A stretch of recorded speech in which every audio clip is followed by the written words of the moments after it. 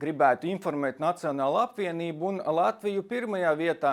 Tie ir pieskaitīti pie fašistiem. Tā uzskata progresīvo izveidota un atbalstīta jauno komunistu kaltuve. Esmu gan pārliecināts, ka šis jaunēklis nevarētu nodefinēt, kas ir fašisms. Vēl jo vairāk viņš nemaz nezina, ka fašisms un viņa sapņu iekārta komunisms ir vienās olšūnas brāļi. Jo, lai to zinātu, ir jālasa grāmatas, daudz un dažādas, bet bērniem, lai protestētu, to nevajag. Visu priekšā pasaka vecāki meistari vai nevisai gudrāki biedri. Es neesmu kūdītājs, bet Nacionālā apvienībā un LPV vietā pajautātu juridisko pamatojumu par šādiem apgalvojumiem.